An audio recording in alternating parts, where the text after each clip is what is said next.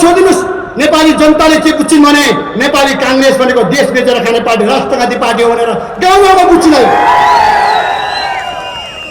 11 सालमा कोशी बेचेर खाने कांग्रेस, 15-16 सालमा गण्डक बेचेर खाने कांग्रेस, महाकाली बेचेर खाने कांग्रेस, नेपालका 16वटा भन्दा बढी राष्ट्रिय उद्योगहरूलाई दलाल पुँजीपतिहरूको खैतीमा हालिदिने कांग्रेस नेपाली जनताको नजरमा एउटा दलाल, एउटा राष्ट्रघाती पार्टीको रूपमा बदनाम छ र गिर्दै गएको छ। अब यिनै पार्टी र यिनै नेतालाई भोट दिएर देश बन्छ भन्नु भनेको यो देश बर्बाद गर्ने काममा सहभागी हुनु। नेपालमा अहिले पनि 62 अरब राजस्वको कर उठाउन बाँकी छ। को त कर तिर्न बाँकी रहेको मान्छे यहाँका दलाल पुँजीपतिहरू होइनन्। नेपाली जनताको सम्पत्ति सोहोर्ने दलालहरू होइनन्। तिनीहरूबाट 62 अरब रुपियाँ तिमीहरू किन उठाउन सक्दैनौ? दलाल भनेपछि पिछाड फेर्दै हिँड्नुपर्छ तिमीहरू। हजुर, यो देशमा कुनै करदाताले कर तिर्नको लागि पनि घुस खुवाउनु पर्ने अवस्था छ भनेपछि देशको अवस्था के छ? अनि यो सामान्य अवस्था हो?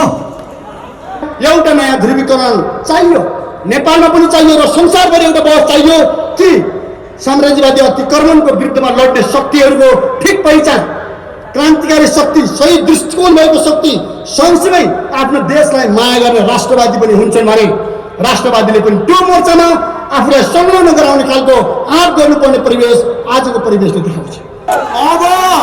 अब जनता जागेन र जनताले विकल्प खोजेन र राप्रपाको यो विकल्पलाई साथ दिएन भने देश श्रीलङ्का बन्न सक्छ, युक्रेन बन्न सक्छ।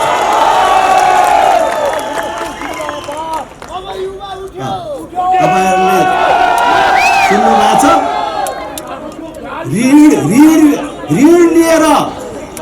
ऋण लिएर देश चलाउने, अनुदान लिएर देश चलाउने नेताहरूले श्रीलङ्कालाई कहाँ पुर्याए?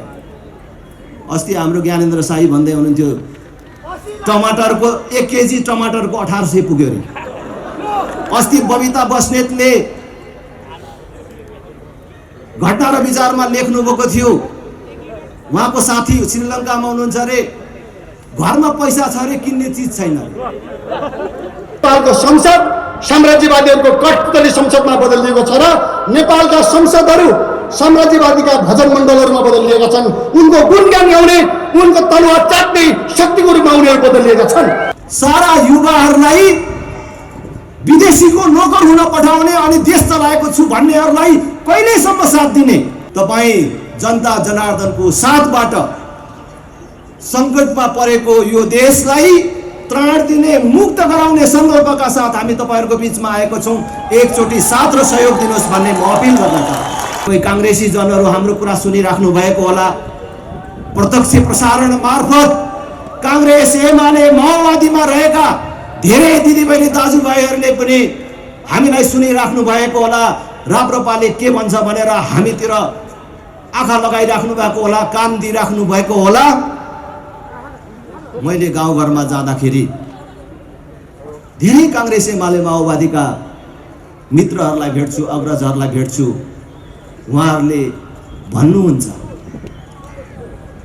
राजेन्द्र कुरा तिमीहरूको ठिकै छ, हाम्रो नेताहरूले काम नगरेकै हो। नेता हाम्रो भन्नु मात्रै, चोरै पो हुन्, बदमास हुन्, भ्रष्टाचारी छ। तर के गर्छौ राजेन्द्र? हाम्रो बाजेको पार्टी हो, बाउको पालादेखिको पार्टी हो, विद्यार्थीदेखि लागेको पार्टी। हेर यत्रो नेभी तिरियो, पुलिसको कुटाई खाइयो, यत्रो जेल बसियो, के गर्ने? भोट दिने बेलामा आफ्नो चिन्ह भन्दा अर्कोतिर हात जाँदैन भनेर भन्नुहुन्छ। यो व्यथा अहिले मेरो कुरा सुनिराखेका कांग्रेस, एमाले, माओवादीका साथीहरूमा पनि होला। म भन्छु, अब हामीलाई समय छैन। मैले भन्दैछु, अब हामीलाई समय छैन। हामीले यही यथास्थितिलाई निरन्तरता दिइराख्यौं भने अब अरूलाई मात्रै दोष दिएर हुँदैन। यो देश बिगार्ने काममा हामी पनि सहभागी भएको ठहरिन्छ। आफ्नो देशमाथि घात हुँदा यो भेगबाट शिरमा कफन बाँधेर यो विद्रोहको सभामा उपस्थित हुनुभएका आदरणीय जनसमुदाय र युवा साथीहरू, म सबैमा यो आयोजक समिति र नेपाल कम्युनिस्ट पार्टीको तर्फबाट न्यानो लाल सलाम व्यक्त गर्न चाहन्छु।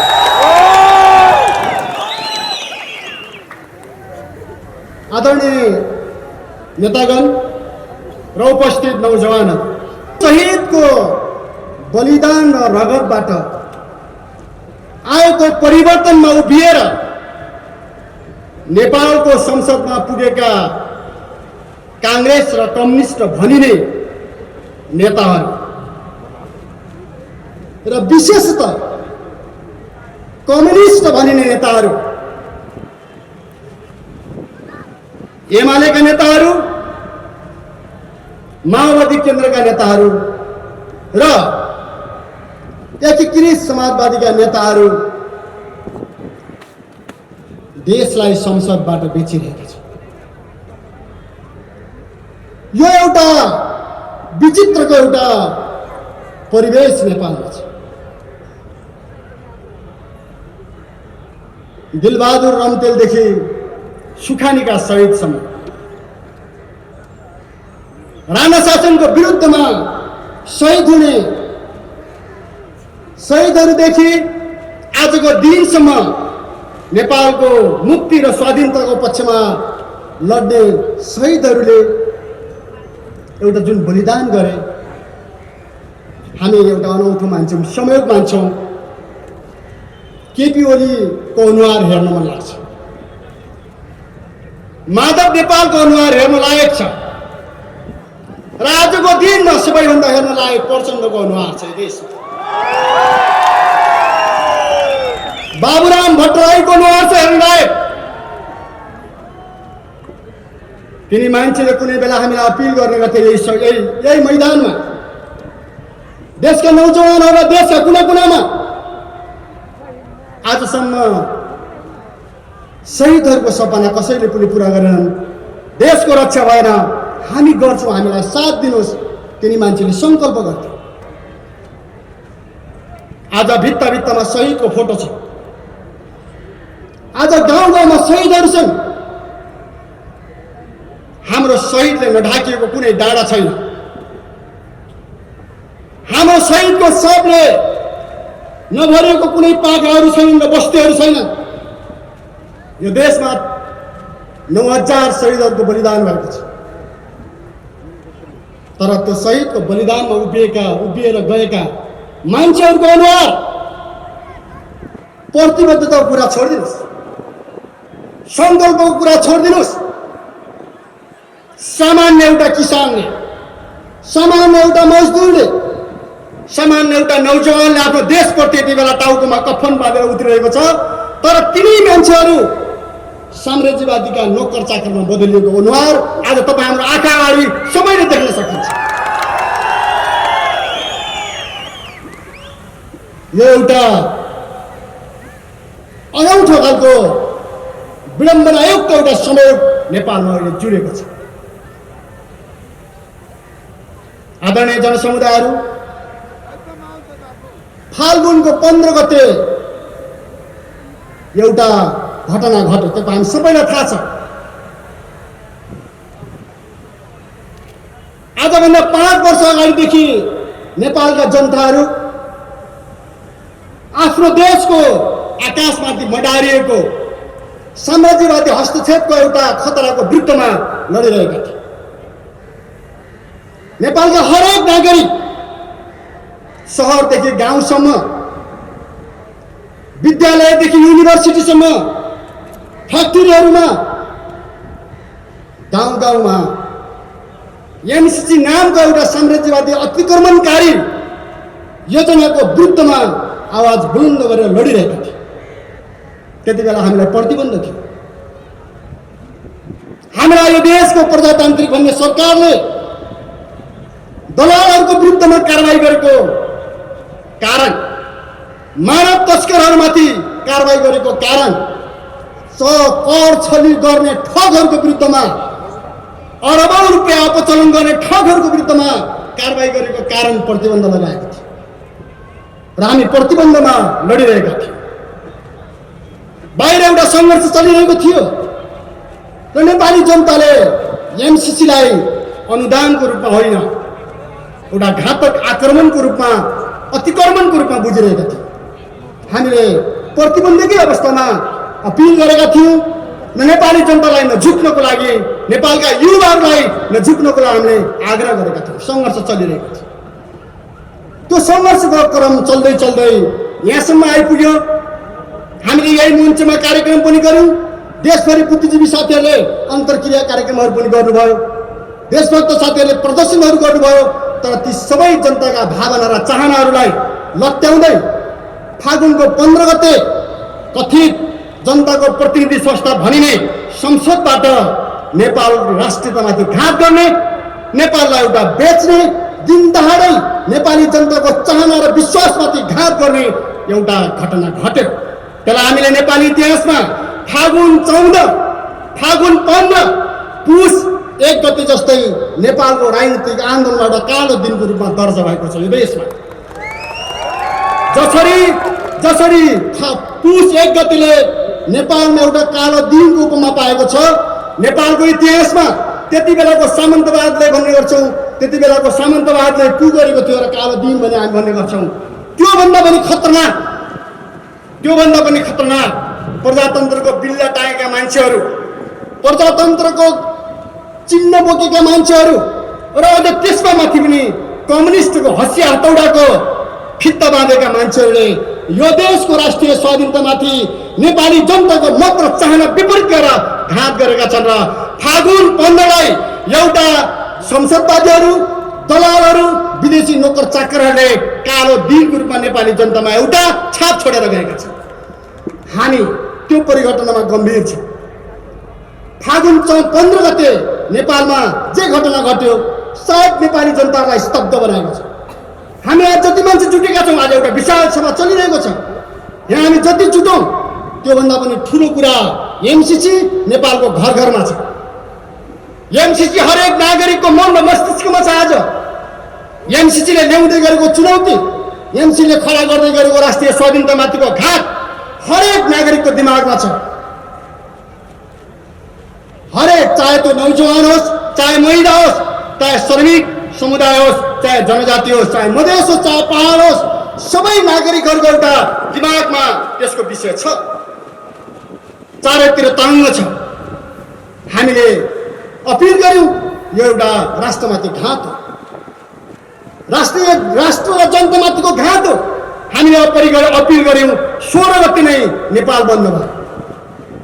16 गते नेपाल बन्द गरियो।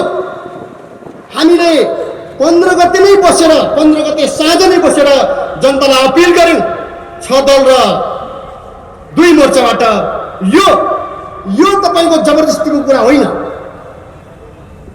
यो विषय एउटा राष्ट्रिय महत्त्वको विषय, जनताको अधिकारसँग जोडिएको विषय हो। यसलाई संसदले जनताको अनुमति बिना पास गर्न पाउँदैन। जबरजस्ती गरेको छ, यसको विरुद्धमा नेपाल बन्द हामीले अपिल गर्यौँ, नेपाल बन्द भयो। आज हामीले एउटा विरोध सभा काठमाडौँमा गरिरहेका छौँ। 16 गतेको नेपाल बन्द र आज 20 गतेको यो काठमाडौँको सभा कालो दिनको विरुद्धमा र कालो दिन लाग्ने काला मान्छेहरूको विरुद्धको एउटा विद्रोहको दिन हो। हामीले बुझ्नु पर्दछ, यो हाम्रो देशमाथि घात गर्ने ठगहरू, घातीहरू, जनताको नाम भजाएर जनताको नामबाट संसदमा प्रतिनिधित्व गर्छौँ भन्ने डङ्का ठोकेर नेपालमाथि घात गर्ने, भित्रीबाट घात गर्ने विदेशीहरू त यो विश्वमा, आजको ग्लोबलाइज विश्व, आजको भूमण्डलीकृत विश्वमा सबै शक्ति केन्द्रहरूले आफ्नो इच्छा पुरा गर्न चाहन्छन्, आफ्नो स्वार्थ पुरा गर्न चाहन्छन्। उनीहरू त हुन्छन्, त्यो आजको कुरा होइन। यो त तपाईँको सामन्तवादी कालको, साम्राज्यवादी कालमा पनि त्यही हुन्थ्यो।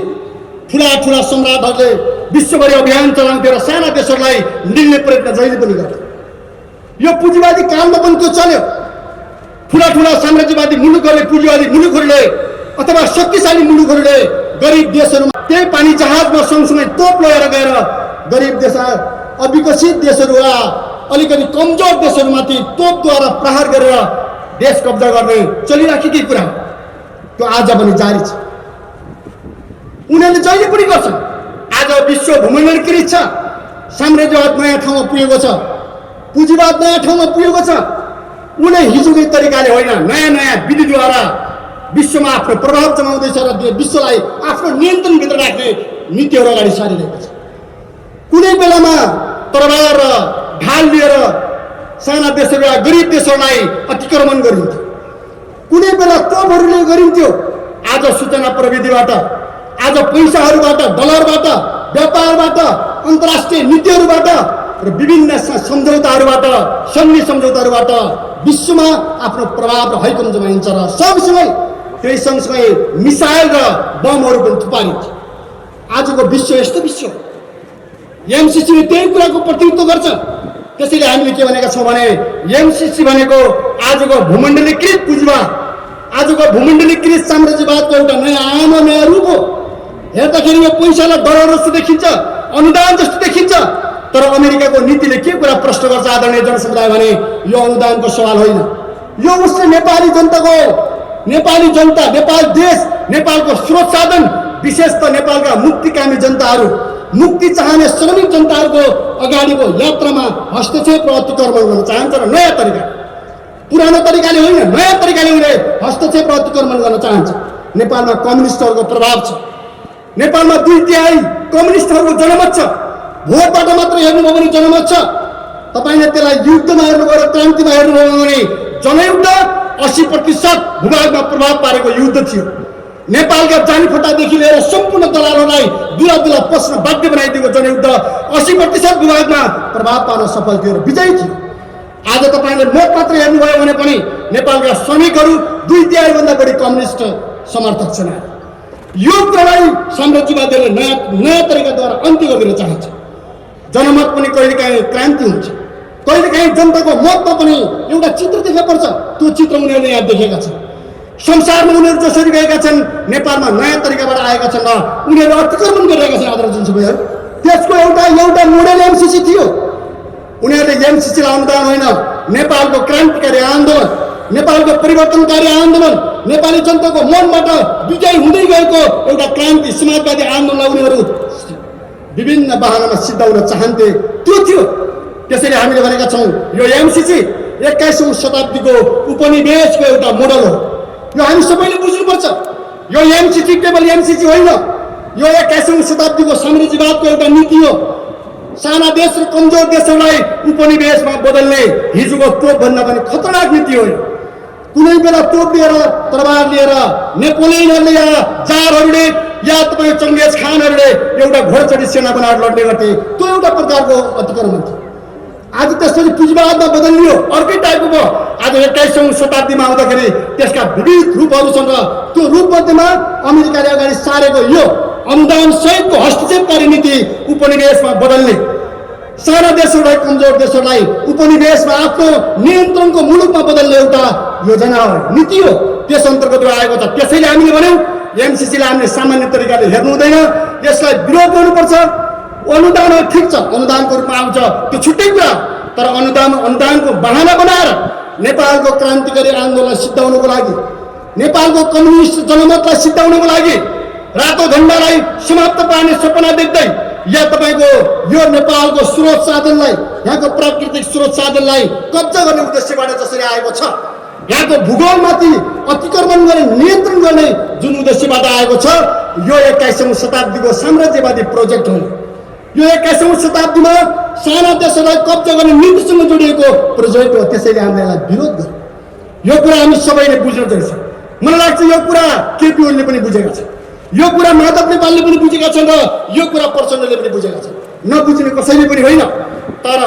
तर मान्छेभित्र जब एउटा दृष्टिकोणमा विचलन आउँछ, जब मान्छेलाई एउटा सत्ताको लालचाले गाँच्न थाल्छ, सत्ताले मान्छेलाई दास बनाउन थाल्छ, जब मान्छे कुर्सी र सत्ताको दास बन्छ, त्यसपछि उसले जनता र राष्ट्रलाई छोड्न थाल्छ, बिर्सिन्छ, देश बिर्सिन्छ, जनता बिर्सिन्छ, मान्छे अन्ध हुन्छ, पैसाको अन्ध हुन्छ, कुर्सीको अन्ध हुन्छ र सत्ताको अन्ध हुन्छ। केपी ओलीमा त्यस्तै एउटा अन्धत्व आयो। एमसीसीलाई निशर्त पास गर्नुपर्छ भन्ने केपी ओलीमा सत्ताको अन्धत्व थियो। त्यही कुरा माधव नेपालको पक्षमा आउँदाखेरि त्यति ठुलो पनि होइन, केपी ओली जतिको पनि होइन, त्योभन्दा पनि तल, त्योभन्दा पनि घटिया केही मान्छे, केही 2-4 जना मन्त्रीको पद, आउँदो केही समयमा केही मान्छेको संसद, केही ठाउँमा कम्प्रोमाइज, स्थानीय चुनाव, यतिको लागि माधव नेपाल र प्रचण्डले देश र जनतालाई बिर्सिएको छ।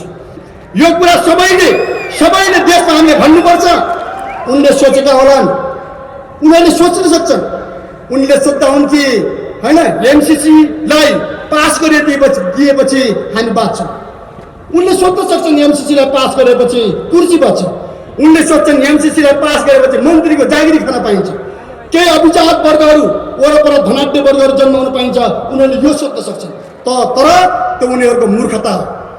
तपाईँले बुझिराख्नु होला, नेपालमा कथित कम्युनिस्टहरूले जनतालाई जसरी झुक्क्याउँदै शहीद र जनताको बलिदानमा आफ्नो कुर्सी साट्ने खेल जसरी बनाएर संसदमा पुगे र संसदमा पुगेपछि तपाईँले सुन्नुभयो एमसीसीको बारेमा।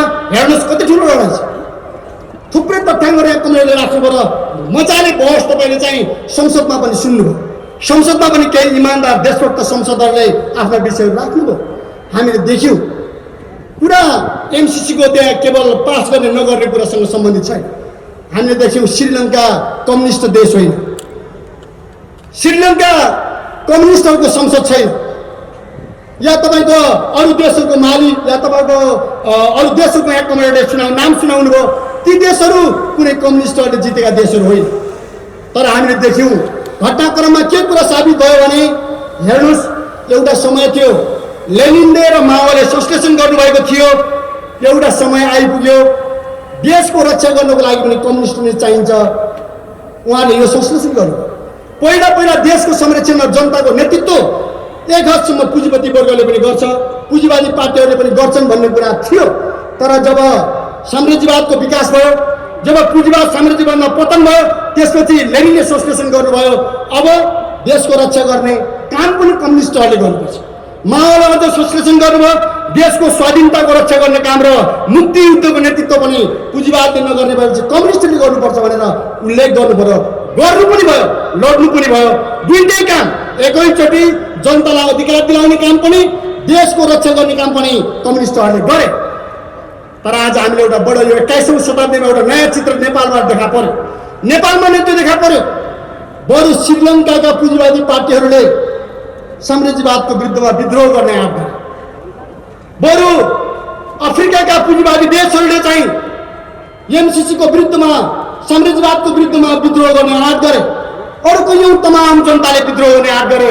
तर नेपालमा एउटा विचित्र के भयो भने श्रमिक जनताको नाम बजाएर पुगेका कम्युनिस्ट भनाउँदाहरू जो संसदमा पुगे, एउटा पुँजीवादी पार्टी र पुँजीवादी प्रतिनिधिको जति पनि आँट गर्न सकेनन्। यिनका तिग्रा कामे, यिनको शिर झुक्यो, यिनले घुँडा टेके र यिनले आफ्नो नाक रगडे आफ्नो मालिकसँग। यसले के देखायो भने, यसले देखायो 21औं शताब्दीमा क्रान्तिकारीहरूले अझै गम्भीर ढङ्गले संश्लेषण गर्नुपर्ने भयो। देखावटी कम्युनिस्टहरूले राष्ट्रिय स्वाधीनता र जनताको अधिकारको पक्षमा माओले संश्लेषण गरेको भन्दा पनि अगाडि बढ्नुपर्ने परिवेश बन्यो। त्यसैले हामीले फेरि भनेका छौँ, एउटा नयाँ ध्रुवीकरण चाहियो, नेपालमा पनि चाहियो र संसारभरि एउटा बहस चाहियो कि साम्राज्यवादी अतिक्रमणको विरुद्धमा लड्ने शक्तिहरूको ठिक पहिचान, क्रान्तिकारी शक्ति, सही दृष्टिकोण भएको शक्ति सँगसँगै आफ्नो देशलाई माया गर्ने राष्ट्रवादी पनि हुन्छन् भने राष्ट्रवादीले पनि त्यो मोर्चामा आफूलाई संलग्न गराउने खालको आँट गर्नुपर्ने परिवेश आजको परिवेशले देखाउँछ। यो कुरा सेनाले पनि विद्रोह गर्यो। एउटा देशमा सेनाले पनि विद्रोह गरेर एमसीसीलाई लखेट्यो, अमेरिकी हस्तक्षेपलाई क्यान्सल गरिदियो। कुनै देशमा पार्टीहरू लिएर संसदलाई लखेटिदियो। हामी नेपालमा एकचोटि सम्झिन सक्छौँ के नेपालमा त्यो सम्भावना छ के 2-4 जना मुठ्ठीभर संसदहरू बन्छु बच्चा, 2-4 जना मुठ्ठीभर मान्छेहरूले के तिनले हाम्रो देश बेच्ने हैसियत राख्छन्? के तिनले अधिकार राख्छन्? हाम्रो 3 करोड नेपाली जनताको भविष्यलाई प्रभावित पार्ने के तिनले त्यस्तो ठुलो निर्णय गर्ने हैसियत राख्छन्? के तिनको त्यो अधिकार छ? संसदमा पुगेका मुठ्ठीभर मान्छेहरूले नेपालको युग प्रभावित हुने कुरा त्यहाँ तिनले गर्न पाउँछन्? कदापि पाउँदैनन्। असम्भव छ। र हामी भन्छौँ हामी 6 दल, हाम्रो पार्टी, हामी प्रतिबद्ध छौँ कि नेपालमा यो पार्टी रहँदासम्म, नेपालमा यो मोर्चा रहँदासम्म, नेपालका श्रमिक जनता रहँदासम्म, नेपालका देशभक्त नागरिक रहँदासम्म तिनको सपना कहिल्यै पनि पुरा हुने छैन, पुरा गर्न दिइने छैन। किनकि हामीले भनेका छौँ उनीहरूले संसदलाई सार्वभौम भन्ने भनेका थिए। संसद भनेको सार्वभौमिक हो। संसदलाई जनताले सार्वभौमिक शक्तिको रूपमा, आफ्नो शक्ति दिएको प्रतिनिधि संस्थाको रूपमा बुझ्ने पनि गर्छ। त्यो एक हदसम्म सही कुरा पनि हो। तर संसदले कसको नेतृत्व गर्नुपर्छ? जनता सार्वभौमिक शक्ति भएपछि त्यो सार्वभौमिक शक्तिको नेतृत्व संसदले गर्नुपर्छ कि पर्दैन? संसदले जनताको प्रतिनिधित्व गर्न सक्ने आँट गर्नुपर्छ कि पर्दैन? त्यो थेक्न सक्नुपर्छ कि पर्दैन? नेपाली जनताले अहिले एमसीसी को विरोध गरिरहेका छन्। कम्युनिस्टले मात्रै होइन, काङ्ग्रेसभित्र पनि एमसीसी राष्ट्रको हितमा छैन भन्ने मत जबरजस्त छ, गाउँ गाउँसम्म छ, हरेक पार्टीभित्र बहस छ। मलाई लाग्छ नेपाली सेनामा पनि छ, नेपाल प्रहरीमा पनि छ, हुनुपर्छ। नेपाल गुम्यो भने राजनीति कहाँ गर्ने? नेपाल रहेपछि राजनीति गर्ने हो, नेपाल गुमेपछि राजनीति कहाँ गर्ने? कहाँ पार्टी राजनीति गर्ने हो? आज सिक्किमेली जनताको अगाडि त्यो चुनौती छैन। एउटा लेन्दुक गर्जे, एउटा राष्ट्रघाती मान्छेको निर्णयको पछि लाग्दाखेरि सिक्किमेली जनताले आज भारतीय साम्राज्यवादको पैताला मुनि दोब्नु परेको पीडा छ कि छैन आज? त्यसैले नेपालमा हामीले के भन्नुपर्छ भने संसदले देशको प्रतिनिधित्व गर्छ भने ठिक कुरा, संसदले राष्ट्रिय स्वाधीनताको पक्षमा काम गर्छ भने ठिक कुरा, संसदहरूले देशको पक्षमा इमानदारीपूर्वक काम गर्छन् भने सही कुरा। तिनी सार्वभौमिक शक्तिको रूपमा पनि मानिन सक्छ। जस्तो कि श्रीलङ्काले फर्काइदियो, त्यस हदसम्म श्रीलङ्काको सांसद श्रीलङ्काले जनताको प्रतिनिधित्व गर्ने सार्वभौमिक शक्ति बन्यो। तर आज नेपालमा उल्टो छ। नेपालमा जनताले एमसीसी खारेजीको माग गरेका छन्, राष्ट्रिय स्वाधीनताको माग गरेका छन्, तर नेपालका संसदहरू, त्यो पनि अल्पमतमा भएका संसदहरू, थोरै सङ्ख्याका स्वल्पमतले देश बेचेर खान्छन्। के त्यो सार्वभौमिक संसद हो? नेपाली जनताको सार्वभौमिक शक्तिलाई उल्टाएर दुरुपयोग गर्ने, राष्ट्रघातमा अपराध गर्ने, त्यो कसरी सार्वभौम हुन्छ? त्यसैले हामीले देख्यौँ यो संसदको औचित्य सिद्धिएको छ। यो संसद सार्वभौमिक संसद होइन, यो संसद अमेरिकीहरूको भत्ता पचाउने कठपुतलीहरूको संसद हो। त्यसैले आदरणीय जनसमुदायहरू, नेपालको संसदले सार्वभौमिक शक्तिको हैसियत गुमाएको छ। त्योसँग त्यो अधिकार छैन, रहेन। नेपाली जनताले सार्वभौमिकता चाहन्थे, यो संसदले बेचेर खाएको छ। नेपाली जनताले एमसीसीलाई फर्काउन चाहन्थे, तर यो संसदले लाछाप लगाइदिएको छ। त्यसैले हामीले भन्छौँ कि नेपालको संसद साम्राज्यवादीहरूको कठपुतली संसदमा बदलिएको छ र नेपालका संसदहरू साम्राज्यवादीका भजन मण्डलहरूमा बदलिएका छन्। उनको गुणगान गाउने, उनको तलवार चाट्ने शक्तिको रूपमा उनीहरू बदलिएका छन्। त्यसैले यसले गरेको निर्णय सार्वभौमिक निर्णय हुन सक्दैन, कदापि हुन सक्दैन। हामीले शेरबहादुर देउवालाई स्मरण गरेका थियौँ। नेपाली काङ्ग्रेसको इतिहास नेपालमा कुनै बेला एउटा विद्रोही र क्रान्तिकारी शक्तिको रूपमा थापित थियो, तर जब यसले जिम्मा पायो, नेपाली काङ्ग्रेसले यस्ता ठुला गल्तीहरू गर्दै आयो। नेपाली जनताले काङ्ग्रेसलाई अहिले तपाईँ भोकको कुरा छोडिदिनुहोस्, नेपाली जनताले के बुझ्छिन् भने नेपाली काङ्ग्रेस भनेको देश बेचेर खाने पार्टी, राष्ट्रघाती पार्टी हो भनेर गाउँ गाउँमा बुझ्छिन्। 11 सालमा कोशी बेचेर खाने काङ्ग्रेस, 15-16 सालमा गण्डक बेचेर खाने काङ्ग्रेस, महाकाली बेचेर खाने काङ्ग्रेस, नेपालका 16वटा भन्दा बढी राष्ट्रिय उद्योगहरूलाई दलाल पुँजीपतिहरूको खल्तीमा हालिदिने काङ्ग्रेस नेपाली जनताको नजरमा एउटा दलाल, एउटा राष्ट्रघाती पार्टीको रूपमा बदनाम छ र गिर्दै गएको छ। तिनका ठुला स्वर, ती ठुला स्वर नेपाली जनताका स्वर होइन। ती ठुला स्वर संसदमा नेपाली काङ्ग्रेसका संसद बनिने मान्छेहरूले उठाएका ठुला स्वरहरू, ती डलरबाट औराएका डकारहरू हुन्। तिनको पछाडि कुनै पनि हैसियत छैन, ती नेपाली जनताका मतहरू होइन। त्यसैले आदरणीय जनसमुदायहरू, काङ्ग्रेसले सुधारोस्। एउटा मौका पाएको छ, काङ्ग्रेसले यो एमसीसी को बारेमा जनताको मत अनुसार निर्णय गरेर यसलाई फिर्ता पठाओस् र देशमा एकचोटि बिग्रिएको छविलाई सुधारोस्, हाम्रो चाहना थियो। तर गाउँमा भन्छ नि, के खान पल्केकोलाई कहिल्यै उपदेश लाग्दैन भनेको जस्तै लागेन। नेपाली जनताले काङ्ग्रेसलाई अपिल गरे, तर काङ्ग्रेस फर्किएर मालिकहरूको तलुवा चाट्न पुगेको छ र इतिहासमा नराम्रोसँग काङ्ग्रेस फेरि पनि राष्ट्रघाती पार्टीको रूपमा बदनाम हुन पुगेको छ। काङ्ग्रेसका नेताहरूले आजकल खुब गर्व गरेर नाच्दै हिँडेको देख्छु म चाहिँ। काङ्ग्रेसी साथीहरू, तपाईँहरू खुम्चिनु भयो, तपाईँहरूले बुझ्नु भएन। तपाईँहरूका अग्रजहरूले गरेको बलिदानलाई तपाईँहरूले बुझ्नु भएन। राणा शासनको विरुद्धमा गरेको विद्रोहलाई तपाईँहरूले बुझ्नु भएन। राणा शासनको विद्रोह भनेको एक प्रकारले अङ्ग्रेजी उपनिवेशको विरुद्धको विद्रोह पनि थियो। यो कुरा काङ्ग्रेसले हेक्का राख्नु पर्थ्यो। राणा शासन र अङ्ग्रेज मिलेर नेपालमा दमन गरेका थिए। राणा शासनको विरुद्धको विद्रोह भनेको एक प्रकार राष्ट्रिय स्वाधीनता, अङ्ग्रेजको उपनिवेशवादी नीतिको विरुद्धको एउटा विद्रोह पनि थियो। तर काङ्ग्रेसले त्यो कुरा भुल्यो। जब काङ्ग्रेस पावरमा पुग्यो, अङ्ग्रेजहरूको तलुवा चाटेर राणाहरू 104 वर्ष टिके। काङ्ग्रेसले भारत र अमेरिकाको तलुवा चाटेर अर्को सत्ता कब्जा गर्छु भन्ने सपना देख्यो। त्यो काङ्ग्रेसको दिवा सपना, त्यो कहिले पुरा हुँदैन थियो, भएन। नेपाली जनताले चिन्दै चिन्दै हरेक बेला काङ्ग्रेसलाई खुम्चाइदिएका छन्। अहिले पनि काङ्ग्रेस तेस्रो पार्टी हो। यदि तपाईँले चाहिँ हिजोको डोपबाट हेर्नुभयो भने प्रचण्ड र माधवलाई जोड्ने हो भने केपी ओली, माधव र प्रचण्ड, त्यसपछि मात्र काङ्ग्रेसको पालो आउँछ।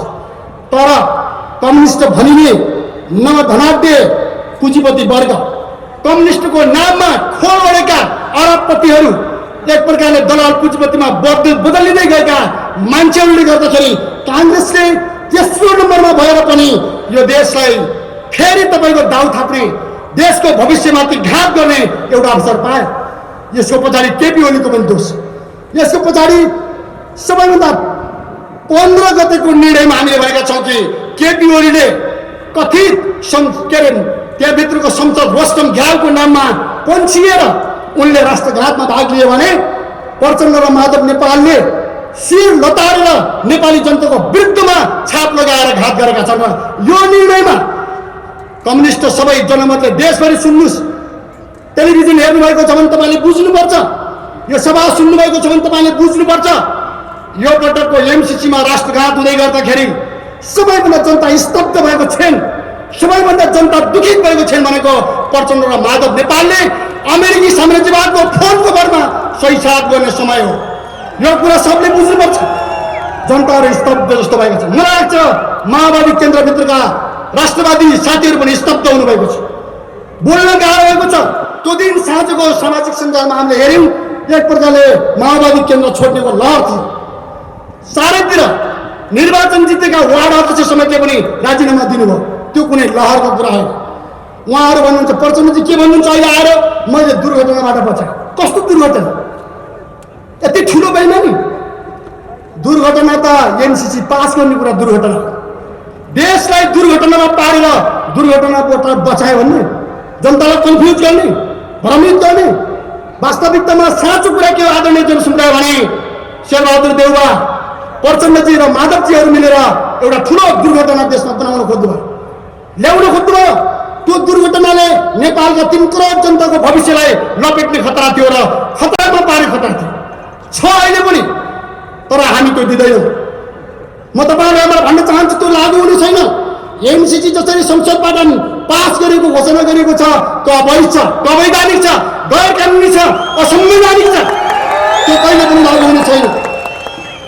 आँखा चिम गरेर मालिकहरूको प्रत्येक दण्ड पर्छ भने होइन।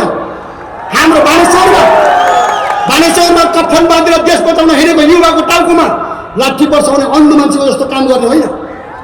हामीले यो कुरा बुझिराख्नुपर्छ। हाम्रा युवाहरू कहिले पनि चुकेका छैनन्। हाम्रा युवाहरूले टाउको फुटाए, हात भाँचिएको छ, खुट्टा भाँचिएको छ, अहिले पनि जेलमा राखिएको छ र जेलभित्र हात हतियारको मुद्दा लगाइँदैछ। न्यु खोज्दैछ काङ्ग्रेस। काङ्ग्रेसले धेरै न्यु खोज्नु हुँदैन। शेरबहादुर देउवाजीले राम्रोसँग राखेको हुन्छ र उहाँका पछाडि हिँड्ने उहाँका आसेपासेहरूले सुन्नुपर्छ। हामी यो जीवनलाई जनताको लागि समर्पित गरेर हिँडेका मान्छेहरू हौँ। हामीलाई कुनै चिन्ता छैन। एमसिसी गुमनाम पास हुन्छ यो देशमा, गुमनाम लागू हुन्छ भन्ने कसैले सोचेको छ भने त्यसको मूर्खता हो। आगोको लप्टोसँग खेल्नुपर्छ यो देशमा। हामीले त्यो कुरा खुलेआम भनेका छौँ। हाम्रा भाइ बहिनीहरू गर्वका साथ लड्नु भएको छ। हामीलाई खुसी लाग्छ, हामीलाई धन्यवाद दिन मन लाग्छ। नेताहरूको टाउको फुटेका छन्, कुरा नबुझेर फुटेको छ। हात खुट्टा भाँचेका छन्, जेल परेका छन्, कुरा नबुझेर परेको छ। राष्ट्रवादी साथीहरू सडकमा उत्रिनु भएको छ, कुरा नबुझेर उत्रिनु भएको छ।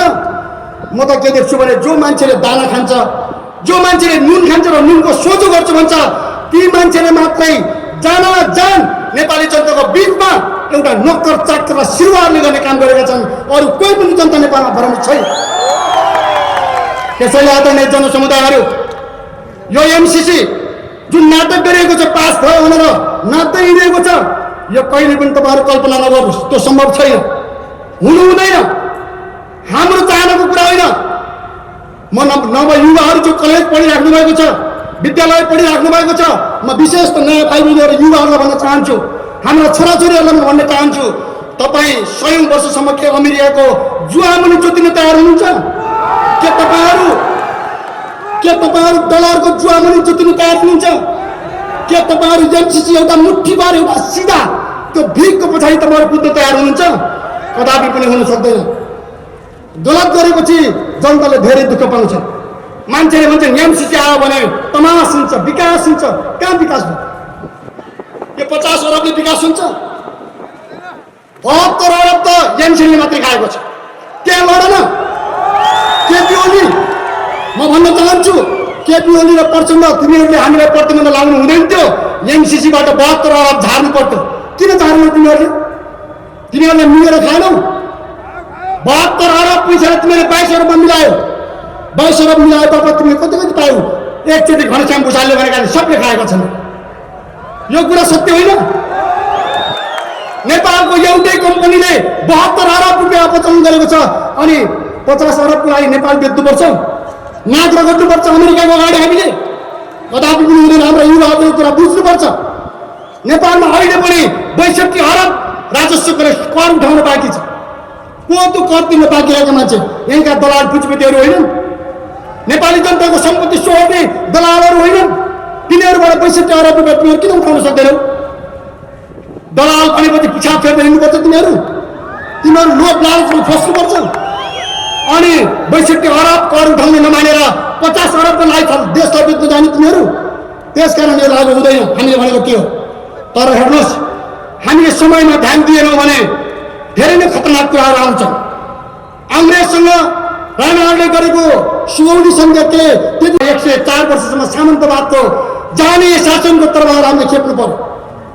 जाने शासनको हामीले चाहिँ उत्पीडन भोग्नु पर्यो। 1950 को सन्धिको कारणले गर्दा नेपालमा भीमदत्त पन्तहरू मारिए। यो कुरा तपाईँ सबैले बुझ्नुपर्छ।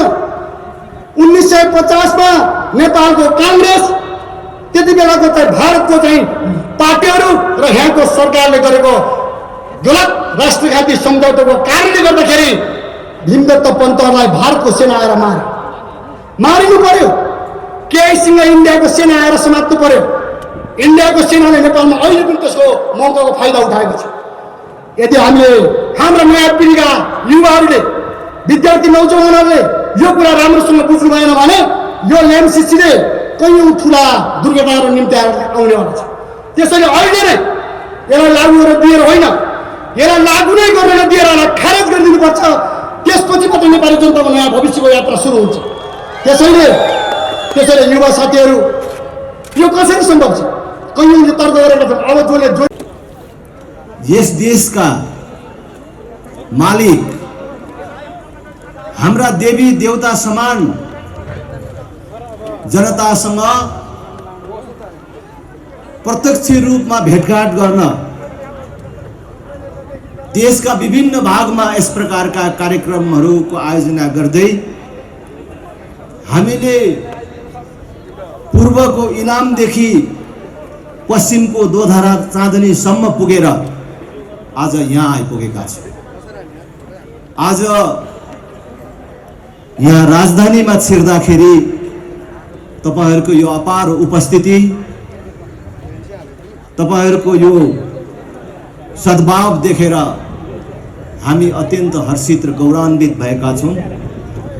तपाईहरु सबै देवी देवताहरूमा राष्ट्रिय प्रजातन्त्र पार्टीको तर्फबाट सादर अभिवादन व्यक्त गर्न चाहन्छु। हामी देशभरि भन्दै हिँडेका छौँ र आज यहाँ पनि भन्न चाहन्छौँ, देश हाम्रो सामान्य आँखाले देखे जस्तो सामान्य अवस्थामा छैन। हामीले सामान्य आँखाले हेर्यो भने देश ठिकै चलेको जस्तो देखिन्छ। कहीँ गोला बारुद चलेको छैन, बन्द हडताल नारा जुलुसहरू छैनन्, ठिकै त चलेको छ नि भन्ने जस्तो देखिन्छ। तर फेरि पनि भन्छु, हाम्रो सामान्य आँखाले देखे जस्तो देशको अवस्था छैन। देश इतिहासकै एउटा कठिन क्षणबाट अगाडि बढिराखेको छ। हामीले त्यसलाई ठिक ढङ्गले अनुभूत गर्न सकेनौँ र ठिक ढङ्गले हामीले निर्णय लिन सकेनौँ भने देशले असफल राष्ट्रको नियति बिहोर्न पर्न सक्ने अवस्थाहरू देखिन थालेका छन्। त्यसको बारेमा पूर्ववक्ता नेताहरूले पनि धेरै कुराहरू भनिसक्नु भएको छ। आज हामीले देशमा जबरजस्त गणतन्त्र, धर्म निरपेक्षता, सङ्घीयता स्वीकार्दाखेरि हामीलाई के भनिएको थियो र आज देशको अवस्था के छ? आज यो गणतन्त्र, धर्मनिरपेक्षता, सङ्घीयता आएको यो 15-17 वर्षको समयको कुरा मात्र होइन। 2046 सालको राजनीतिक परिवर्तनपछि निरन्तर रूपमा यो देश केही सीमित राजनीतिक दल र तिनका पनि केही सीमित नेताको मुठीमा कैद भएको छ। देश हामीले बुझ्ने गरी भन्ने हो भने कांग्रेस, एमाले, माओवादीको अघोषित गठबन्धनको शिकार भएको छ। यो 31-32 वर्षमा देश पूर्ण रूपले बेरोजगार उत्पादन गर्ने कारखानामा परिणत भएको छ। जुन देशको जनसङ्ख्या 3 करोड पुगेको छ भन्न पनि अहिले तथ्याङ्क विभाग स्वीकार गरिराखेको छैन। अस्ति प्रारम्भिक प्रतिवेदनमा कति बन्यो? 2 करोड 92 लाख कति भन्दै थियो। जे होस्, जुन देशको जनसङ्ख्या 3 करोड पुगेको छैन, त्यो देशको 50 लाख युवकहरू जो 18 वर्ष उमेर काटेका छन्, 50 वर्ष नागेका छैनन्, डाक्टरले जाँच्दाखेरि शरीरमा कुनै रोग नदेखिएका राम्रा र बलिया हाम्रा भाइ छोराहरू केवल परिवार पाल्नको लागि अरबको मरुभूमि र मलेसियाको जङ्गलमा पसिना बगाउन बाध्य छन्, वैदेशिक रोजगारीमा छन् भनेर भनिन्छ। दिल्ली, पन्जाब, गुजरात लगायत भारतको विभिन्न भागमा रगत पसिना बगाउन बाध्य युवाहरूको संख्या यहाँ कसले हिसाब राखेको होला भने देशको अवस्था के हो सोझै अनुमान गर्न सकिन्छ। आज ब्याङ्कमा पैसा छैन भनेर भनिन्छ, ब्याङ्कले लगानी बन्द गरेको छ, ठुल्ठुला चेकहरू साटिँदैन भनेर भनिन्छ। के हो यो? के कुराको संकेत हो? नोट कहाँ गयो होला? नोट ब्याङ्कमा नहुनुको अर्थ कहाँ गयो होला? मान्छेहरू भन्छन्, जान्नेहरू भन्छन्, नोट काला व्यापारीहरू र 31 वर्षदेखि यो देशमा प्रजातन्त्र, लोकतन्त्र, गणतन्त्रको नाममा जनतालाई कैद गरेर झुक्क्याएर शासन गर्ने नेताहरूको घरमा थन्किएको छ भनेर भन्छ।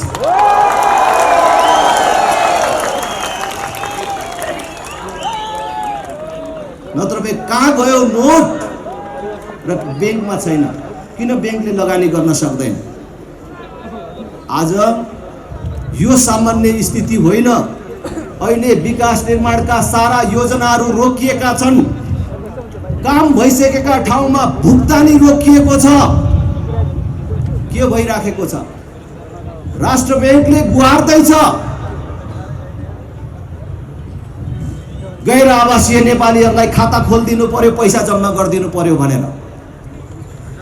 आज डलर सकिँदै गयो, विदेशी मुद्रा सकिँदै गयो, कतैबाट आउन छोड्यो, भएको खर्च भएर सकिन लाग्यो।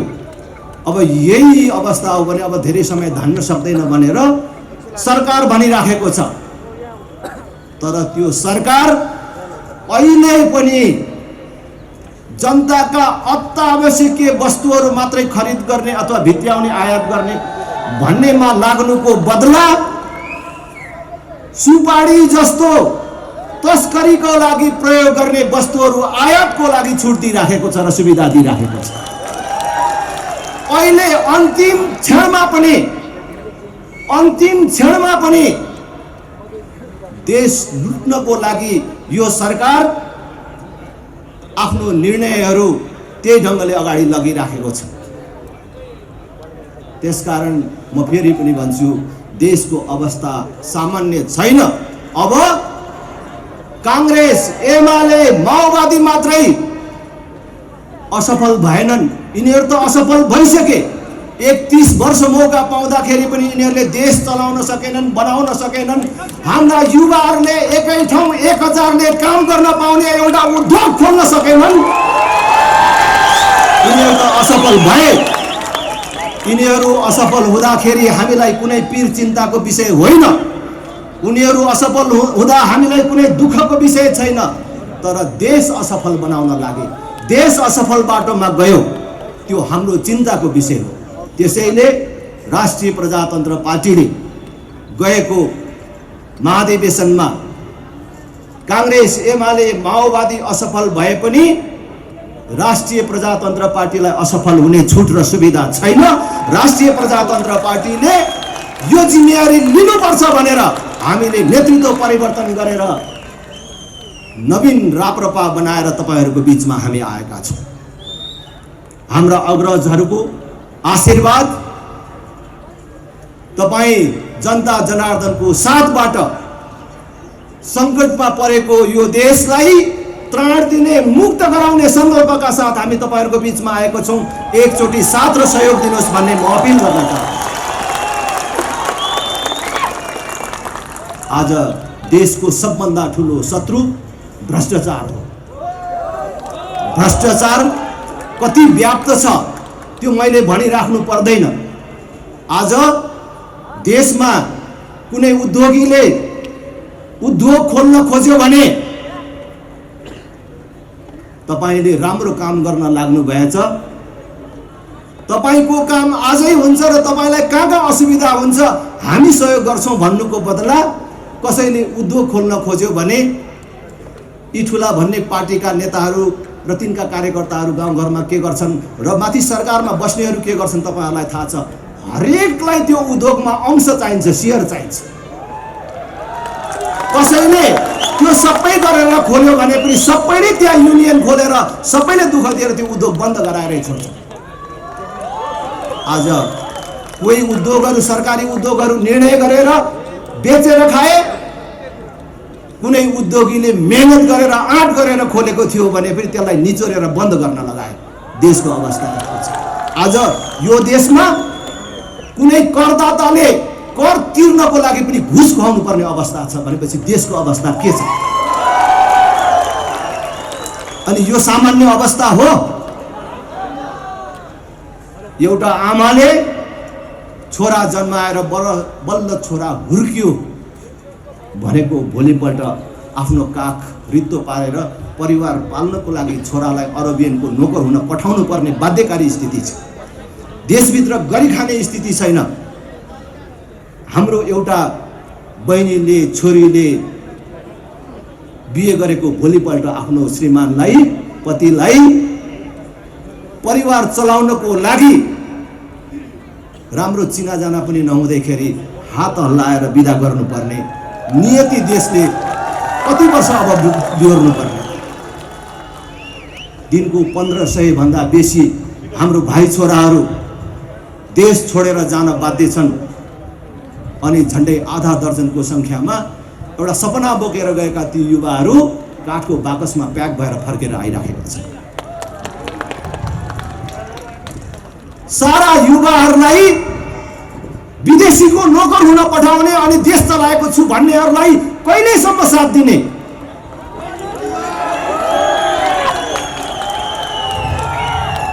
त्यसैले आमा बुबा दिदीबहिनी दाजुभाइहरू, हामीलाई अब समय छैन, हामीलाई पर्खने समय छैन। कुनै पनि पार्टी, कुनै पनि नेताले पटक पटक मौका पाउँदाखेरि पनि जनताले सम्झने गरी एउटा कुरा छोडेर जान सक्दैन। जनतामा आशा जगाउँदैन भने त्यसैलाई फेरि साथ दिइराख्नु भनेको त्यो गल्ती काममा आफू पनि सहभागी हुनु हो, देश बिगार्ने काममा आफू पनि सहभागी हुनु। म कांग्रेस एमाले माओवादीको आलोचना गर्न चाहन्न, तपाईहरुको स्मरणको लागि, तपाईहरुलाई बुझाउनको लागि मात्रै ती पार्टीहरुको नाम लिन चाहन्छु। अब कांग्रेस एमाले माओवादीलाई कति हेरेपछि यो देश बन्छ होला त? तिनका नेताहरूलाई कतिचोटि प्रधानमन्त्री र कति वर्ष म्याद थपिदियो भने यो देश बन्छ होला त? अब यिनै पार्टी र यिनै नेतालाई भोट दिएर देश बन्छ भन्नु भनेको यो देश बर्बाद गर्ने काममा सहभागी हुनु। यत्रो मौका पाउँदाखेरि देखाएनन्, अब फेरि देखाउँछन् कि भन्ने भूल गर्नु हुँदैन। हाम्रो पार्टीमा त हामीले संकल्प गरेको छौं। हाम्रो पार्टीको अध्यक्षको हैसियतले म तपाईहरुको अगाडि प्रतिबद्धता व्यक्त गर्न चाहन्छु। एउटा मान्छेले एक कार्यकाल होइन 2 कार्यकाल पाउँदा पनि देखाउन सकेन भने तेस्रो कार्यकालमा देखाउँछ? 5 वर्ष 10 वर्षमा देखाउन सकेन भने 11 वर्षमा देखाउँछ? राजेन्द्र लिङ्गदेनले वर्षक यो एक कार्यकाल भन्दा अध्यक्ष खाँदैन कोही राम्रो साथी निस्कियो भने, तैले राम्रो गर्दैछस् अरु थाम भन्यो भने अरु एक कार्यकाल भन्दा खाँदैन। 2 कार्यकाल भन्दा बेसी एउटा मान्छेलाई कति दिने हो? 10 वर्ष एउटा मान्छेको लागि पर्याप्त हुने दुनिया बनाउन सक्छ, दुनिया बदल्न सक्छ। त्यसमा नसक्ने मान्छेले 10 वर्षमा सकेन, अब एकचोटि दिनु न भनेर 11 वर्षमा गर्न सक्छ? त्यसकारणले हाम्रो पार्टीले भनेको छ अब अरूलाई दोष दिने मात्रै होइन, परिवर्तन आफ्नैबाट सुरु गर्ने भनेर अब हाम्रो पार्टीमा हामी चाहिँ टुङ्गो लगाएर आएका छौं। पार्टी अध्यक्ष पनि एउटा मान्छेले 2 चोटि भन्दा हुन नपाउने, राप्रपाबाट प्रधानमन्त्री नै भइएछ भने पनि एउटा मान्छेले 2 चोटि भन्दा बेसी हुन नपाउने।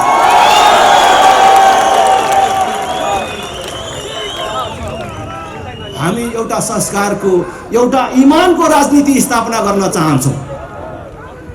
त्यसकारण म तपाईहरु सबैलाई फेरि पनि निवेदन गर्छु। कोही कांग्रेसी जनहरू हाम्रो कुरा सुनिराख्नु भएको होला, प्रत्यक्ष प्रसारण मार्फत कांग्रेस एमाले माओवादीमा रहेका धेरै दिदीबहिनी दाजुभाइहरूले पनि हामीलाई सुनिराख्नु भएको होला। राप्रपाले के भन्छ भनेर हामीतिर आँखा लगाइराख्नु भएको होला, कान दिइराख्नु भएको होला। मैले गाउँघरमा जाँदाखेरि धेरै कांग्रेस एमाले माओवादीका मित्रहरूलाई भेट्छु, अग्रजहरूलाई भेट्छु। उहाँहरूले भन्नुहुन्छ, राजेन्द्र कुरा तिमीहरूको ठिकै छ, हाम्रो नेताहरूले काम नगरेकै हो। नेता हाम्रो भन्नु मात्रै चोरै पो हुन्, बदमास हुन्, भ्रष्टाचारी छ। तर के गर्छौ राजेन्द्र? हाम्रो बाजेको पार्टी हो, बाउको पालादेखिको पार्टी हो, विद्यार्थीदेखि लागेको पार्टी। हेर यत्रो नेभी तिरियो, पुलिसको कुटाई खाइयो, यत्रो जेल बसियो, के गर्ने? भोट दिने बेलामा आफ्नो चिन्ह भन्दा अर्कोतिर हात जाँदैन भनेर भन्नुहुन्छ। यो व्यथा अहिले मेरो कुरा सुनिराखेका कांग्रेस एमाले माओवादीका साथीहरूमा पनि होला। म भन्छु अब हामीलाई समय छैन। मैले भन्दैछु अब हामीलाई समय छैन। हामीले यही यथास्थितिलाई निरन्तरता दिइराख्यौं भने अब अरूलाई मात्रै दोष दिएर हुँदैन। यो देश बिगार्ने काममा हामी पनि सहभागी भएको ठहरिन्छ। अब यिनै पार्टीलाई भोट दिनु भनेको आफू बिग्रिनु मात्रै होइन, आफ्नो भावी सन्तति र देशको भविष्य समेत बर्बाद गर्ने काममा सहभागी हुनु हो। त्यसकारणले त्यो गल्ती नदोहोर्याउँ भन्ने कुरा आग्रह गर्न चाहन्छु। म आजकल कल्पना गर्छु, यसो सम्झिन्छु, राप्रपाका साथीहरू थोरै भए पनि आजकल कति आनन्द साथ सुत्नुहुन्छ होला। आहा, मैले सम्झिन्छु, किनभने 62-63 को राजनीतिक परिवर्तनपछि जुन बेला हामीले यो देशमा राजा चाहिन्छ, हिन्दू राष्ट्र चाहिन्छ, यो 3 तहको सरकार चाहिँदैन भनेर भन्दाखेरि हाम्रो जिब्रो थुतिन सक्ने अवस्था थियो। हामी सामाजिक रूपमा बहिष्कृत भएका थियौँ। दुनियाँमा जातीय छुवाछुत र भेदभावको अन्त्य भयो भनिएको बेला, संवैधानिक रूपमै कसैलाई जातको आधारमा छुवाछुत र भेदभाव गरियो भने त्यो दण्डनीय हुन्छ भनेर भनिएको बेला हामीलाई राजनीतिक रूपमा छुवाछुत र भेदभाव गरिएको थियो। हाम्रो साथीहरूले गाउँ गाउँमा बहिष्करणको शिकार बन्नु परेको थियो। बिहे बटुलो जन्ती मलामीमा वञ्चित हुनु परेको थियो। त्यति कष्ट सहेर जोगाएको विचार आज भोट नदिए पनि कांग्रेस एमाले माओवादीका मानिसहरूले पनि त्यही ठिक थिएछ, राजा त चाहिने नै रहेछ, हिन्दू राष्ट्र चाहिने नै रहेछ भन्न थालेको देख्दाखेरि हाम्रो साथीहरूलाई कति आनन्द आइराखेको होला कि हामी ठिक बाटोमा हिँडेको रहेछौँ, देश बचाउने र बनाउने विचार लिएर हिँडेका रहेछौँ भनेर आनन्दले कसरी सुत्छन् होला भन्ने मलाई लाग्छ। भने अर्कातर्फ कांग्रेस एमाले माओवादीमा भएका, देश ठग्ने काममा सहभागी नभएका, कांग्रेस एमाले माओवादीमा भए पनि देशलाई माया गर्ने, देश बनेको देख्न चाहने मान्छेहरूलाई रातमा कस्तो ऐठन हुन्छ होला जस्तो लाग्छ। किनभने मानिसले दिउँसो आम मानिसको बीचमा आत्मालोचना गर्ने मौका पाउँदैन, आफ्नो बारेमा समीक्षा गर्ने मौका पाउँदैन।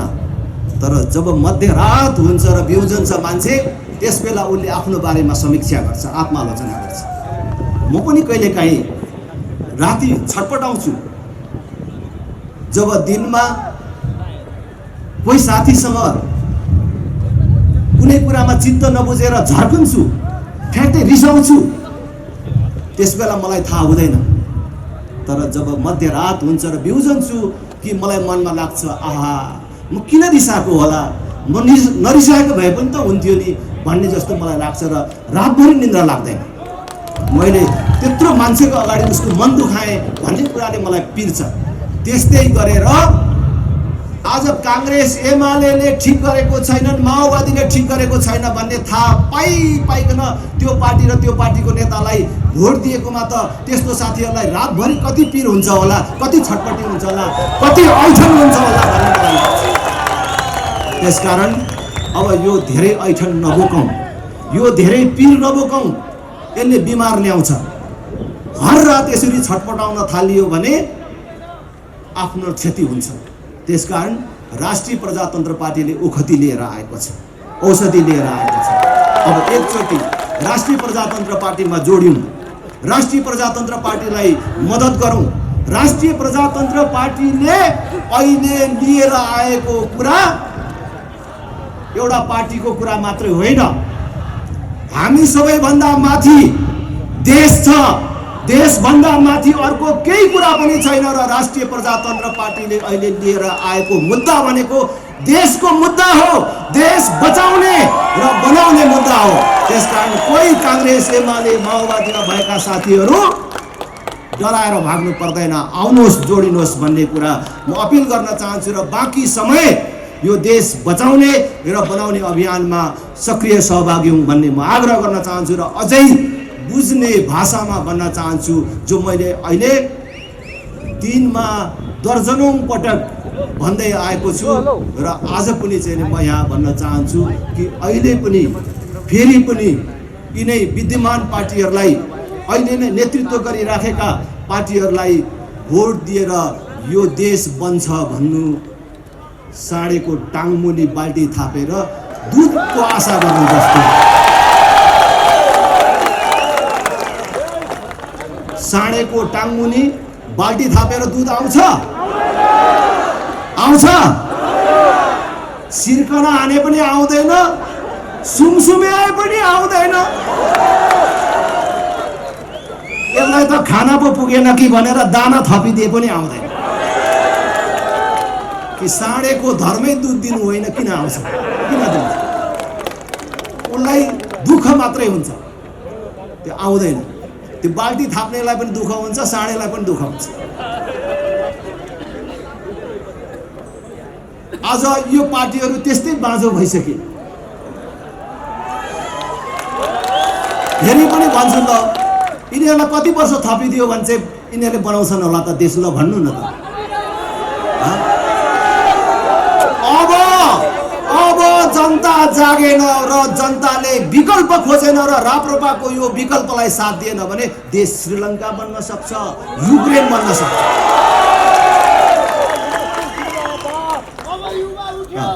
तपाईँहरूले सुन्नु भएको छ?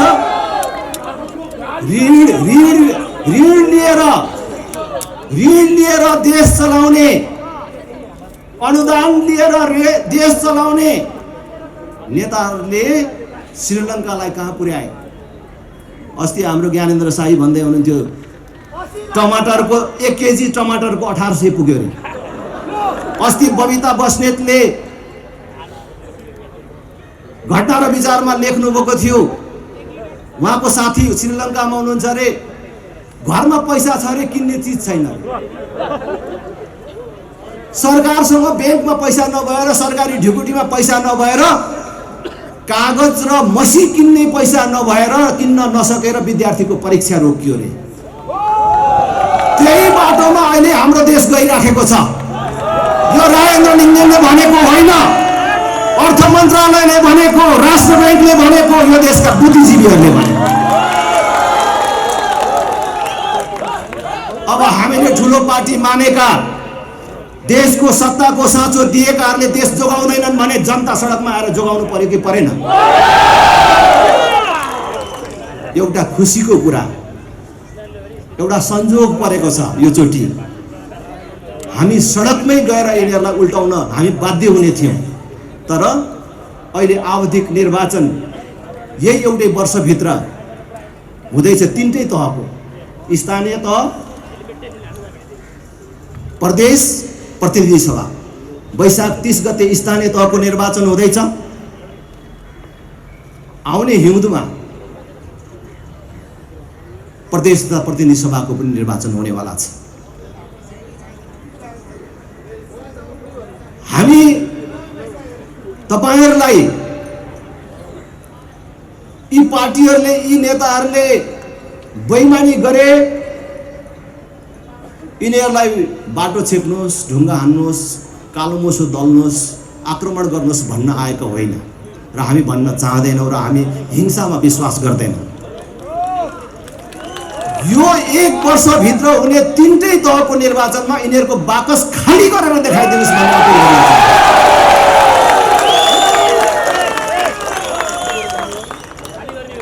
जनता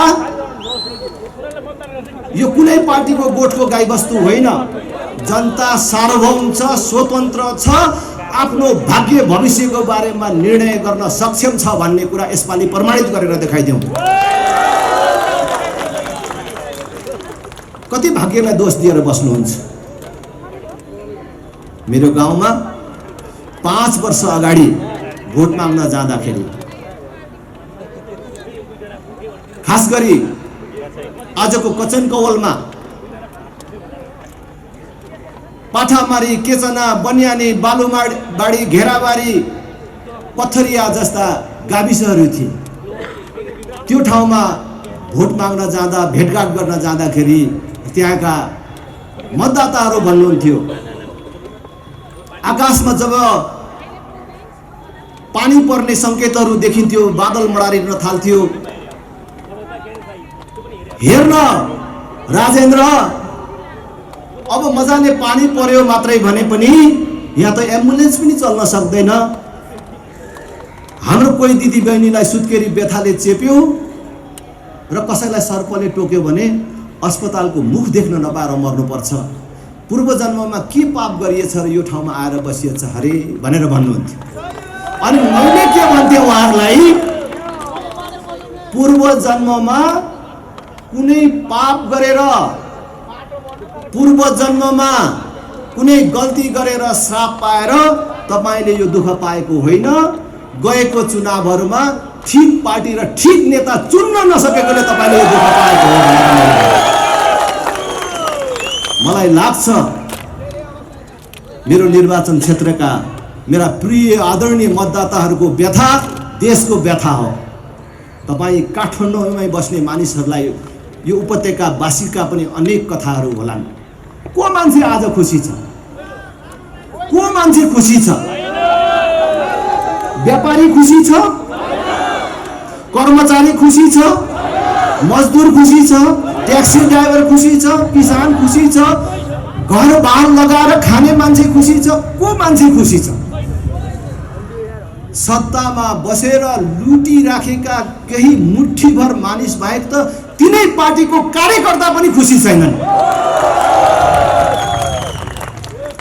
त्यसकारण तपाईहरू सबलाई लाग्छ होला नि, आज काठमाडौँमा बसी भन्नु मात्रै छ।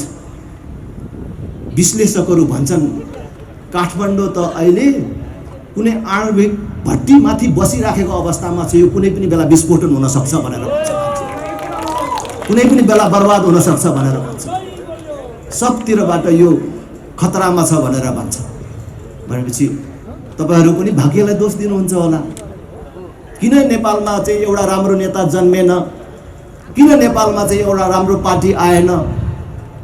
के हाम्रो भाग्यमै यस्तै लेखेको हो, दुःख पाउन लेखेको हो कि के हो भनेर भन्नुहुन्छ होला। तर याद गर्नुहोस्, तपाईँ काठमाडौँवासी उपत्यकावासीहरूलाई पनि म भन्न चाहन्छु, मेरो पार्टीको तर्फबाट भन्न चाहन्छु, दोष ती पार्टी ती नेताहरूको मात्रै होइन, तपाईको भाग्यको मात्रै होइन, दोष तपाईको हातको पनि छ।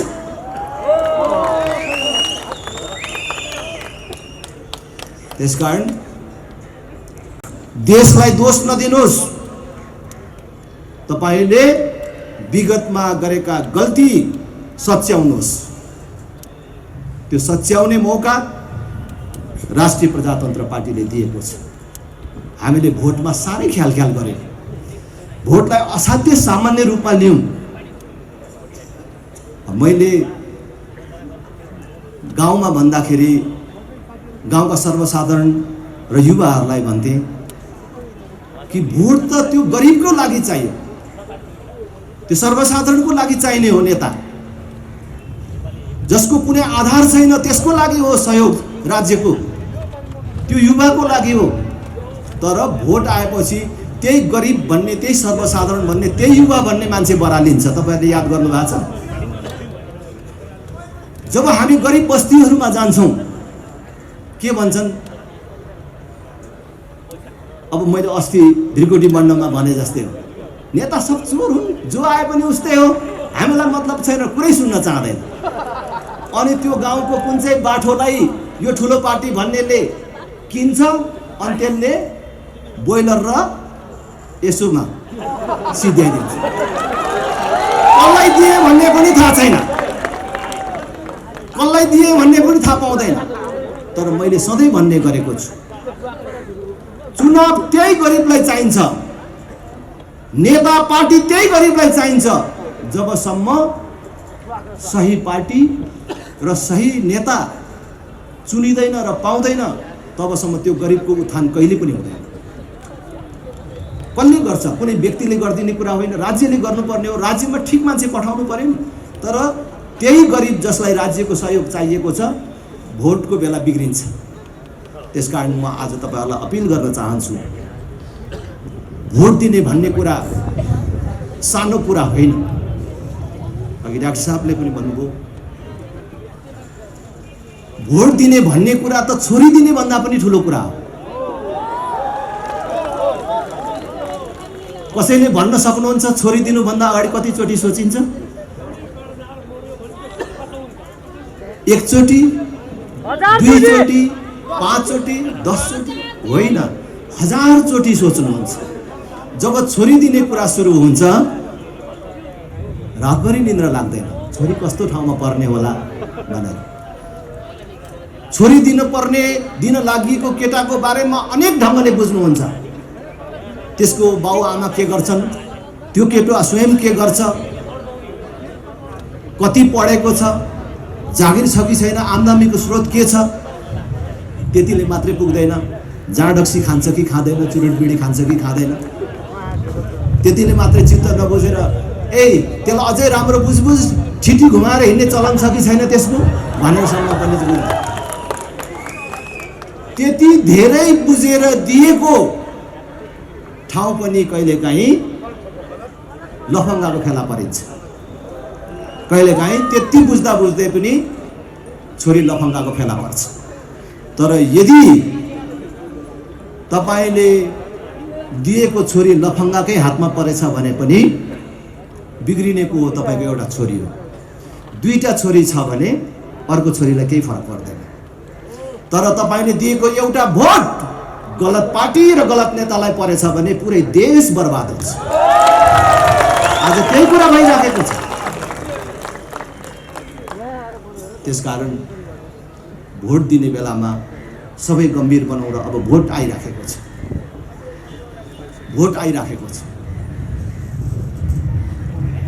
आज देश मागेर चलाउनु पर्छ भन्नेहरूले देशको नेतृत्व गरिराखेका छन्। अस्ति भर्खर एमसीसी सम्झौता मार्फत ठुला पार्टी हुँ भन्नेहरूले 60 अरब ल्याउने निर्णय गरे। उनीहरूले के भनिराखेका छन् भने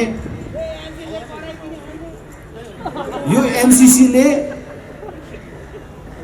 केही किलोमिटर बिजुली कुदाउने ट्रान्समिसन लाइन बनाउने भनेर भनेको छ र केही किलोमिटर बाटो स्तरोन्नति गर्ने भनेको छ। यत्रो विवादास्पद सम्झौता गरेर त्यो पैसा ल्याएर गरिने काम के हो भन्दाखेरि बिजुलीको तार टाङ्ने, त्यो पनि भारतसँग जोड्नको लागि। भविष्यमा भारत र बङ्गलादेशलाई बिजुली बेच्न पर्छ। हाम्रो देशमा धेरै बिजुली उत्पादन हुँदैछ, त्यो हामीले मात्रै यहाँ खर्च गर्न सक्दैनौँ। त्यसकारण अहिले यो सहयोग लिएर त्यो तार टाँगिराख्नुपर्छ। पछि हामी कहाँबाट पैसा ल्याएर त्यो तार टाँगेर फेरि भारतलाई बिजुली बेच्ने, बङ्गलादेशलाई बेच्ने भनेर चाहिँ उनीहरू भन्छ।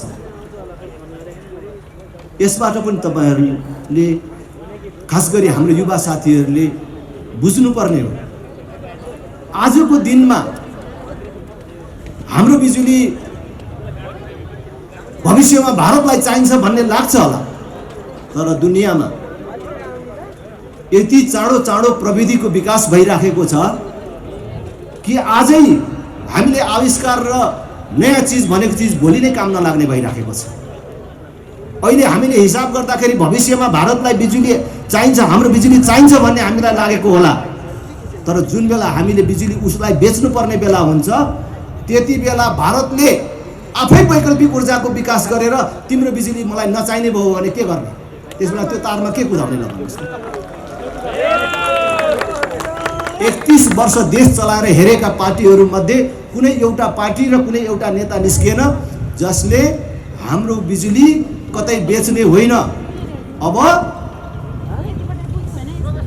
बिजुली हाम्रै देशमा खपत गर्ने। अहिले पनि कयौं घरहरूमा बिजुली पुगेको छैन, त्यहाँ पुर्याउने, किसानहरूको खेतमा बिजुली पुर्याउने। अब हाम्रो देशको अधिकांश गाडीहरू बिजुलीले चार्ज गरेर चलाउने, बिजुलीबाट चलाउने व्यवस्था। प्रदूषणको पनि अन्त्य हुन्छ। डिजेल पेट्रोल ग्यास पनि किन्नु पर्दैन। गाडी मात्र चलाउने होइन। अब हाम्रा आमा दिदी बहिनीहरूले चुलामा ग्यास बाल्ने होइन, बिजुलीले भात पकाउने, ग्यास भन्दा सस्तोमा बिजुली दिने। संसार भरका लगानीकर्ताहरूलाई आह्वान गर्ने, आऊ हाम्रो देशमा आएर जसले हजारौं मान्छेलाई रोजगार दिने प्रदूषण मुक्त उद्योग खोल्छ, त्यसलाई संसारको सस्तो दरमा बिजुली दिन्छौँ, लोड सेडिङ नहुने व्यवस्था मिलाउँछौँ, कुनै पार्टीले युनियन खोल्न नपाउने व्यवस्था मिलाउँछौँ। तिमीलाई कति मान्छेलाई रोजगार दिन्छौ त्यसको आधारमा 10 वर्ष 20 वर्ष कर पनि लिँदैनौ भन्यो भने संसारभरिका लगानीकर्ताहरू यहाँ आउँछन् कि आउँदैनन्? हाम्रै दाजुभाइहरूले उद्योग खोल्छन्, एनआरएनका मान्छेहरूले उद्योग खोल्छन्, आउँछन्। हाम्रो भाइ छोराहरूले 30-40 हजार रुपियाँको लागि अरब मलेसिया जानु पर्दैन, यही देश बन्छ। अनि हामीले बिजुली किन बेच्नु पर्यो? हामीले बिजुली किन बेच्नु पर्यो? भारतलाई त्यसबेला बिजुली चाहिन्छ भने हाम्रो सरकारले गौरवका साथ भन्ने, हामीले गौरवका साथ भन्ने नि तपाईलाई बिजुली चाहिन्छ भने त्यो बिजुली पठाउने तार चाहिँ हामी टाङ्न सक्दैनौँ, आफै टाँगेर लानु है भनेर भन्ने नि। खै त त्यस्तो कसैले भन्न सकेन। त्यसकारण मैले भने यिनीहरू बाँझो परिसके, यिनीहरूको सोच बाँझो परिसक्यो। विदेशीको सहयोग नलिकन देश चल्दैन मात्रै होइन, यिनीहरूले देशको निर्णायकत्व विदेशीलाई सुम्पिए, यो कुरा उनीहरूले भनिराखेका छन्। विदेशीको सहयोग बिना देश बन्दैन, विदेशीको सहयोग बिना प्रधानमन्त्री हुन सकिँदैन, विदेशीको सहयोग बिना बनियो भने पनि टिक्न सकिँदैन भन्ने मानसिकता यिनीहरूमा गढ्यो, जसले गर्दाखेरि आज पुरै देशलाई दास मानसिकतातर्फ लगिराखेका छन्। त्यसबाट मुक्त हुनको लागि पनि यिनीहरूको विकल्प हामीले खोज्न जरुरी छ। तपाईँलाई थाहा छ आज यिनीहरूले डिजेल, पेट्रोल, ग्यास जस्ता इन्धनमा आयात कम गर्नको लागि उनीहरूले के प्रयास गरेका छन्? कुनै प्रयास गरेको देख्नु भएको छ? यो 8 महिनामा मात्रै झन्डै 1.5 खरबको इन्धन आयात भयो। याद गर्नुहोस्, 1.5 खरब भनेको कति हो? त्यसको बदला हाम्रो सबै बिजुलीले चलाउने अथवा डिजेल, पेट्रोल, ग्यासको बदला बिजुलीले काम गर्ने हो भने हामीले त्यो पैसा बाहिर पठाउनै पर्दैन। त्यसकारण नयाँ सोच, नयाँ दृष्टिकोणका साथ देशलाई अगाडि लानको लागि एकचोटि राष्ट्रिय प्रजातन्त्र पार्टीलाई साथ दिनुहोस्। स्थानीय तहको निर्वाचन आउँदैछ। राष्ट्रिय प्रजातन्त्र पार्टीले स्थानीय तहमा जहाँ जहाँ चुनाव जित्छ त्यहाँ 12 कक्षासम्म पूर्ण रूपले निःशुल्क हुन्छ। शैक्षिक गुणस्तर वृद्धि हाम्रो पहिलो प्राथमिकता हुन्छ। हामीलाई थाहा छ सबै विकासको मूल शिक्षा हो। जबसम्म शिक्षामा सुधार र विकास हुँदैन अरू कुनै विकासले पूर्णता पाउँदैन। त्यसकारण शिक्षामा हामीले उच्च प्राथमिकता दिन्छौँ। पूर्वाधार विकास, शहरी सरसफाई, खानेपानी, सम्पदाको संरक्षण, यो हाम्रो जिम्मेवारी हुन्छ। यहाँ आज काठमाडौँका बासिन्दा, खास गरी रैथाने नेवार दाजुभाइ दिदीबहिनीहरू आफ्नो सम्पदा संरक्षणको लागि छटपटाइराख्नु भएको छ। यिनै परिवर्तनकारी भन्नेहरूले, हामीलाई प्रतिगामी भन्नेहरूले जतिचोटि आफू बलियो भएको जस्तो महसुस गर्छन्, जतिचोटि आफू अब चाहिँ सक्छु कि जस्तो गर्छन्, पटक पटक यहाँको सम्पदामाथि आक्रमण गरेका छन्। कहिले यहाँको जात्रा पर्वको खर्च कटौतीको कुरा अगाडि सारेका छन्, कहिले गुठी विधेयक ल्याएर यहाँको सम्पदा मास्ने प्रयत्न गरेका छन्। यिनीहरू बलियो हुने बित्तिकै, टाउको उठाउने बित्तिकै नेवार समुदायको सम्पदा र संस्कृतिमाथि, हाम्रो वैभवमाथि, हाम्रो गौरवमाथि आक्रमण गर्ने प्रयास गरेका छन्। हामीले चुनाव जित्यौँ भने, हामीले यो देश पायौँ भने हामी तपाईले तपाईको सम्पदा संरक्षणको लागि लड्नु पर्दैन। अहिले नेवार दाजुभाइहरू रात दिन जागा भएर काम गरिराख्नु भएको छ। त्यो गर्नु पर्दैन, त्यो सरकारले गर्छ, राज्यले गर्छ। त्यो हाम्रो जिम्मेवारी हो। तपाईको सम्पदा, तपाईको धरोहर नभत्काइकन पनि काठमाडौँको ट्राफिक जाम अन्त गर्न सकिन्छ।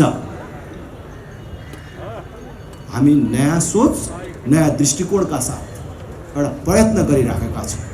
त्यसकारण एकचोटि राष्ट्रिय प्रजातन्त्र पार्टीलाई साथ दिनुहोस्। महिला, बालबालिका, फरक क्षमता भएका नागरिक, ज्येष्ठ नागरिकहरू सबैको सुरक्षा र विकास हाम्रो जिम्मेवारी हुन्छ। हामीले चुनाव जित्यौँ भने हामीले जितेको पालिकामा ज्येष्ठ नागरिकहरूले प्राप्त गर्दै गरेको सेवा सुविधा घर दैलोमा पुर्याउने र महिनाको एकचोटि हाम्रा बाबै आमैलाई घरैमा गएर स्वास्थ्य परीक्षण गर्ने व्यवस्था पनि हामीले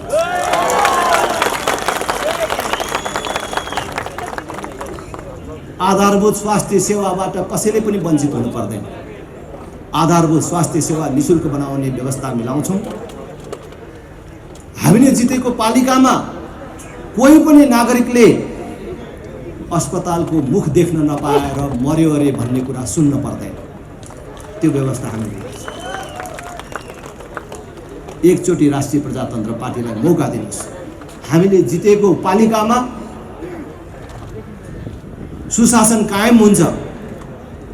आजको काम भोलि भन्ने हुँदैन। हरेक जनप्रतिनिधिलाई हामीले अगाडि नै शपथ खुवाउने छौँ र बेइमान गर्न नपाउने व्यवस्था मिलाउँछौँ। तपाईँ आफै थाहा पाइराख्नु भएको छ, जुन पार्टीको अध्यक्षले संसदमा छिर्दै भनेको छु र मैले अतिरिक्त शपथ दिएको छु, भ्रष्टाचार गरेर खानु आमाको रगत खानु सरह मानेर काम गर्छु। राप्रपाको कुन चाहिँ मान्छेले राप्रपामा लागेर चुनाव जितेर भ्रष्टाचार गर्छु भनेर कल्पना गरेको होला? मलाई त्यस्तो लाग्दैन। र आज सार्वजनिक यो स्थलबाटै पनि भन्न चाहन्छु, यदि राष्ट्रिय प्रजातन्त्र पार्टीमा लागेर भविष्यमा अरूले कमाएको जस्तै कमाउने सपना देखेर कोही लागिराख्नु भएको छ भने त्यो भ्रमबाट मुक्त हुनुहोस् र झुकिएर राप्रपामा आउनुभएको छ भने छोडेर जानुहोस् भन्ने। हामी देशमा ध्रुवीकरण गर्न गइराखेको छौँ। देशलाई ध्रुवीकृत गर्न जरुरी भयो, हामी छुटिन जरुरी भयो। भ्रष्टाचार नगर्ने, देशलाई माया गर्नेहरू आफ्नै जीवनकालमा यो देशमा परिवर्तन र विकास देख्न चाहनेहरू राप्रपातर्फ आउने। अहिलेकै यथास्थिति ठिक छ, यो नै हो राजनीतिक दलले गर्ने काम, यही नै सबै ठिक छ भनेर भन्ने, राजनीतिलाई पेसा व्यवसाय मान्ने, राजनीतिलाई ओड्ने ओछ्याउने खाने भान्सा टोयलेट मान्नेहरू उता जानुहोस्। अब यो छुट्टिनुपर्छ।